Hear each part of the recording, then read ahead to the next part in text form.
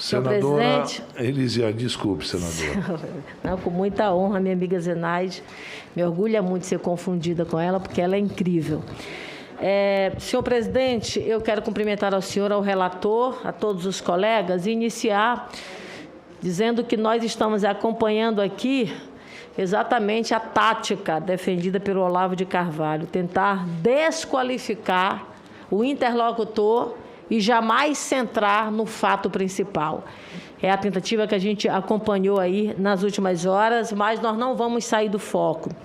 E eu quero fazer a minha primeira pergunta ao servidor, ao Luiz Ricardo. Você está desde 2011, não é isso? Você é um servidor de carreira, está desde 2016 no cargo, especificamente. Desde 2011. Desde 2011 está como servidor de carreira. E o fato específico que nós estamos acompanhando aqui, da apresentação de uma terceira empresa que não estava dentro de um contrato para receber um volume financeiro da ordem de 45 milhões de dólares de forma antecipada e, de repente, sendo colocado para que esse pagamento de fato ocorresse. O senhor, durante a sua caminhada e carreira no serviço público, o senhor já recebeu alguma outra inconformidade com esse mesmo nível de gravidade que nós estamos acompanhando aqui em relação à Madison? Não. É o que nem eu comentei com o senador Marcos Rogério, são erros pontuais. Falta de peso líquido, peso bruto, informar a descrição da mercadoria, mas não uma outra empresa, um número grande de 4 ou 5 itens para alterar numa invoice. Ou seja, o senhor viu erros elementares, básicos? Sim, primários também. Primários. Quando o senhor levou e o senhor sentia, na verdade, a pressão desses chefes mais imediatos seus, não é? O senhor procura seu irmão, que o senhor chega ao presidente da República. Neste momento, o senhor procura também o ministro Pazuello? Não tenho contato direto com ele. Quando ele saiu, o ministro Pazuello, ele fez a citação e usou a palavra pichuleco. Mais ou menos assim, que várias pessoas estavam realmente fazendo esse pedido de dinheiro, pichuleco, parecia ali uma propina ou coisa parecida. O senhor teve conhecimento? Não. A saída dele se deu exatamente no dia 23 de março, ou seja, no meio de toda essa situação que nós realmente estamos acompanhando. Você foi informado por alguém que a demissão dele teria alguma relação com essa questão? Não. Não recebeu nenhum tipo de informação. Não. Eu quero perguntar agora ao deputado Luiz Miranda, quando você esteve com o presidente da República, ele lhe comunicou que levaria o caso ao delegado-geral da Polícia Federal. Ele também informou que procuraria o ministro Pazuello para informação? Não, em nenhum momento ele falou do Pazuello. Mas assegurou que encaminharia a Polícia Federal. Exatamente. Ele entendeu que aquilo já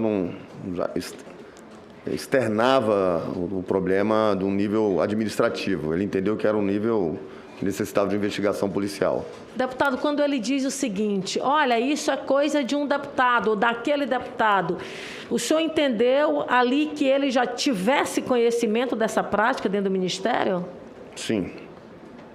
O senhor não recorda o nome? Não me recordo. Do parlamentar. A imprensa chegou a divulgar que o senhor chegou a conversar com o presidente da Câmara dos Deputados, o deputado Lira, informando dessas irregularidades, dessas inconformidades.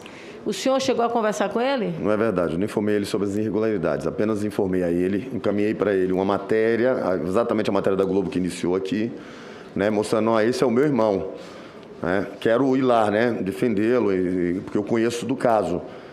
Né, isso é ruim para a Câmara, para a imagem, né, como parlamentar, eu quero me oferecer. Ele, por que você está me perguntando isso, né, no sentido, tipo assim, não tem nada a ver, se você sabe alguma coisa, tem que falar mesmo, tem que esclarecer, tem que colocar tudo para fora, não tem por que não falar. Eu falei, então tudo bem, exatamente pelo respeito, amizade como presidente, mas nem entrei no mérito do caso com ele. O senhor chegou a ter alguma gravação de fala com o presidente da República? Eu não gravaria um presidente da República, eu acho isso imoral. E se tivesse, certamente hoje, eu não estaria passando por isso aqui. O senhor chegou a trocar mensagens com o presidente da República pelo celular? Troquei com o adjunto dele. Com o presidente, não? Com o presidente diretamente, o número que eu possuía dele não responde. Eu volto aqui ao servidor. Quando o senhor foi chamado para prestar depoimento no inquérito do Ministério Público Federal, o senhor não informou à procuradora de que o senhor havia informado o presidente da República? Não. Por que o senhor não falou para ela?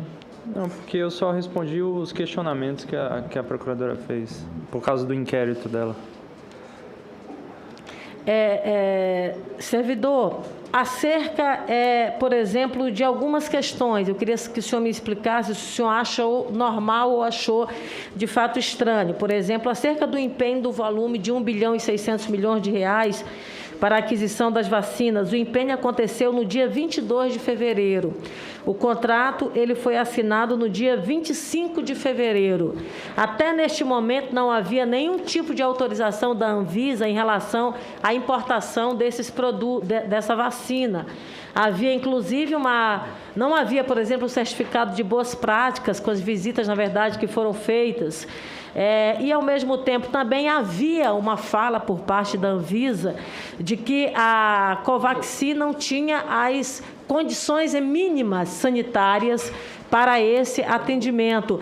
Quer dizer, a gente vê aí uma situação extremamente nebulosa. Há, na verdade, vários elementos que demonstram claramente a inviabilidade, por exemplo, dessa aquisição, mas em meio a tudo isso, se tem um pedido de antecipação da ordem de 45 milhões de dólares. Você, analisando todos esses pontos anteriores, você compreendeu como algo extremamente estranho, algo extremamente inconforme, algo que haveria, dentro de tudo isso, alguma coisa de fato errada? A gente não acompanha os prazos de assinatura de contrato, de empenho, não. Só faz a execução. Quando você faz uma avaliação, por exemplo, da Covaxin, e você faz um comparativo com a Pfizer, por exemplo, qual é o tipo de diferença que você pode considerar? O cronograma de entrega é um. Na Covaxin era 20 dias após a assinatura, 30 dias. Eu digo do ponto de vista de interesse, de esforço dos seus superiores em relação ao andamento da vacina da Pfizer, por exemplo. Não tive. Não fui comunicado assim de forma atípica. Você não sentiu diferença entre as duas? Mas não. Há uma grande diferença da atenção que foi dada em relação à Covaxin. Eu falo da Pfizer, eu não tive essa pressão. Você não recebeu da pressão da Pfizer. Outra coisa, Ricardo, eu queria que você me desse mais detalhes acerca dessa pessoa, Rodrigo. Na frase, quando você fala para o seu irmão isso, aquele rapaz que me procurou, dizendo que tem vacina, disse que não assinaram porque os caras cobraram dele propinas para assinar o contrato. Vou perguntar se ele tem provas. Recebi mais uma ligação. Esse Rodrigo, ele era a parte empresarial ou esse Rodrigo, ele era servidor? Terceirizado do Ministério. Mas estava como terceirizado, mas na condição de servidor, é isso? Isso. Eu não tenho o sobrenome, infelizmente. O seu microfone, relator, não está ligado? Não tenho você. É muito importante isso. Vou conseguir informar a comissão. No Ministério da Saúde existem vários Rodrigos. Ele consegue informar em outro momento. É ótimo. Por acaso, Mas o senhor conhece ele? por acaso, Luiz Ricardo, Sim. seria Rodrigo Cardoso da Delog? Não, Não. Mas o senhor conhece o Rodrigo? conheço. Tinha contato com ele e conhece normalmente, se tiver que identificá-lo? Sim. O senhor consegue entregar a esta CPI o nome dele completo Sim, para que a gente sim. possa convocá-lo? Sim. Queria fazer uma pergunta agora ao deputado. Deputado, houve ontem, por parte do secretário-geral da Presidência da República, o anúncio da abertura, por exemplo, de investigação da Polícia Federal em relação ao senhor e em relação também ao seu irmão. Como é que o senhor recebeu essa informação e o que você poderia dizer que está por trás dessa tentativa, ou melhor, dessa investigação em relação à sua pessoa e também ao seu irmão? A gente recebeu a informação da forma que ela chegou, né? E a gravação feita pelo ministro ontem, o desespero, né? com estranheza. Até acho interessante que eu mesmo, de fato, seja convidado para explicar por que ele se irritou tanto, por que ele se enraiveceu tanto com pessoas que estão combatendo possíveis desvios de dinheiro público, possíveis corrupção. Mas em nenhum momento nós afrontamos o governo, o governo está fazendo. Em nenhum momento a gente fez isso. Pelo contrário, quando levamos o presidente, dentro do seu governo, pode ser que tenham pessoas agindo de má fé e apresentando para eles as informações. E o presidente tanto entendeu que era um fato, que cita um parlamentar em específico e diz que vai acionar a Polícia Federal para poder cuidar do caso. Na sequência, quando vaza o áudio do depoimento do meu irmão, a reação muda, a gente sente radicalmente a reação alterando. Diga-se de passagem, o Planalto já tinha alterado comigo, tinha sentido alguma coisa de estranho, mas não conseguia associar que necessariamente era isso. Poderia ser tantas outras coisas, porque na política uma votação pode mudar o sentimento, às vezes, do governo para com você. E estava numa relação excelente com o presidente e ela assumiu essa relação, não conseguiu mais falar com o presidente. E essa explosão do nada me faz, assim, não preciso ser nenhum farejador. Algo está de errado nessa relação. Não digo quanto ao presidente, porque o presidente, até quando ele fez a live dele, ele questiona por que eu não o procurei e tal. Eu tenho que provar para ele que eu procurei. Não deixaram eu ter acesso a ele. Mas o Onyx, da forma que ele agiu, da forma que ele explodiu, a reação dele. E outra coisa, exatamente com a pessoa que estava pressionando meu irmão do lado, fica muito evidente que ele tem que explicar qual é o interesse dele na causa ao ponto. Porque foi ele que falou, não foi o presidente que falou. Ele falou que o presidente encaminharia para investigar. Investigar quem? Quem está combatendo a corrupção? Quem está combatendo algo que possa estar errado? Então, assim, eu recebi de uma forma muito, no mínimo, estranha essa reação por parte do senhor Onyx. Já chegando aqui para a finalização, presidente, eu queria perguntar ao servidor, quando do e-mail, do comunicado, por exemplo, da Precisa, em relação ao último invoice, ele faz o encaminhamento com as retificações, com essas alterações, e, na verdade, ele faz o e-mail, mas coloca a data retroativa. Não é estranho essa data retroativa? Ele manda no dia 23, não me foge a memória, mas com a data do dia 19. Todos os invoices, eles não alteram do dia 19. Isso não é uma prática normal? Não, se atualizou, teria que mudar a data. Eu queria finalizar perguntando aos senhores se os senhores estão sofrendo alguma ameaça e, ao mesmo tempo, se a resposta for positiva, de onde vêm essas ameaças, se tem nomes realmente para citar? Na minha opinião, a forma com qual foi colocado pelo secretário-geral agora, o ex-ministro Onyx, colocou de uma forma como se nós tivéssemos falsificado um documento para todo o Brasil, e que não é verdade. Ele coloca de uma forma como se nós fôssemos inimigos do Brasil e fala, agora nós vamos para cima de você.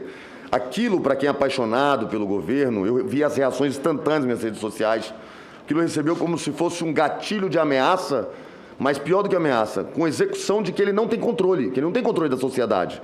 Eu não tenho controle aqui se, por exemplo, o Marcos Duval, que no momento chega aqui e aponta algo para mim, você é isso. Ele pode até, naquele momento, ser política, mas lá fora, nas ruas, as pessoas apaixonadas, elas não encaram assim. Elas podem fazer loucuras, e fizeram com o presidente da República uma loucura por causa dessa paixão polarizada entre dois lados. Porque ninguém aqui tem que concordar com o esfaqueamento do presidente da República, nem com o de ninguém. Mas quando você incita a violência da forma que foi incitada pelo Onyx, e vou representá-lo criminalmente pelo que ele fez, eu me sinto hoje ameaçado e até agora não foi respondido se vamos ter segurança ou não para que uma fatalidade não ocorra até isso se esfriar. Porque nós não atacamos o governo, nós apontamos um fato que deveria ser verificado, que é anormal. O próprio meu irmão aqui, servidor, disse que a mesma empresa já está envolvida em outros 2 casos graves. Quer dizer, tinham todos os indícios para poder levar o presidente. Presidente, pode ser que estoure uma bomba aqui e vai cair no teu nome. Não fizemos nada de errado. Aí estoura aqui na CPI, estamos aqui para esclarecer. Viramos inimigo daqueles que acreditam que estamos indo contra o presidente. Estamos sendo ameaçados nas minhas redes sociais. Teve até um deputado que eu gosto muito dele, eu espero que ele tenha cometido, assim, um devaneio, que ele escreve: deputado Luiz Miranda estava na luz, agora ele está na escuridão eterna. Agora ele entrará na escuridão eterna. A palavra escuridão eterna, para mim, em qualquer outro momento, você lê como você morreu. Assim, estou sendo ameaçado parlamentar, aqui mesmo, ainda agora, por causa desse momento. Sempre admirei o Marcos Duval. Teve um desconforto comigo por causa dessa história. Por quê? Onde é que está o nosso erro em querer combater a corrupção? Estamos malucos? porque o governo quer chegar com essa narrativa de que não fechou o mandato dele sem corrupção nenhuma, é terrível para a gente. Obrigado, deputado. Eu quero Senadora só, Lisiane, 1 minuto para Vossa Excelência finalizar, concordar. eu quero que Vossa Excelência Conclui. me responda exatamente o que foi colocado agora pelo colega. O senador colocou que ele sabia a motivação de o senhor ter trazido essas denúncias. Eu queria que o senhor finalizasse em relação à minha participação, respondendo a essa pergunta e finalizando dizendo o seguinte, deixando aqui registrado, presidente, a necessidade clara de aprofundamento dessa investigação, a necessidade clara de adiar esta CPI. Nós estamos diante aqui de uma situação clara de indícios de corrupção, um volume bilionário a ser pago para uma empresa, uma offshore em um paraíso fiscal, que, aliás, já havia sido questionada aqui do lado do Paraguai, já havia sido questionada, inclusive, na sua própria região, e, de repente, aqui, numa tentativa de antecipação de algo em torno de 200 milhões de reais. Muito obrigada e qual a motivação? Senadora. Respondo. Vou lhe dar 1 minuto, deputado, não mais de 1 minuto para Vossa Excelência concluir. Só repete a pergunta com clareza para mim. O senador do lado colocou aqui que ele sabia qual a motivação de senhor ter trazido a denúncia. Ele deve, como um bom político, saber de que, após o que fizeram com meu irmão, a ameaça de PAD, né, ele deu a entender para mim, como colega, amigo, que nós somos fora desse momento, como eu disse, esse momento é um negócio assim, incrível, né, achar que eu tenho motivação eleitoreira para 2022, porque eu disse para ele, depois que fizeram com meu irmão, todos os servidores públicos, principalmente aqui do Distrito Federal, se sintam abraçados, porque a partir de agora eu sou contra a reforma administrativa, porque se não fosse a estabilidade, ele não estaria aqui sentado com a coragem que ele tem de denunciar isso tudo que está ocorrendo.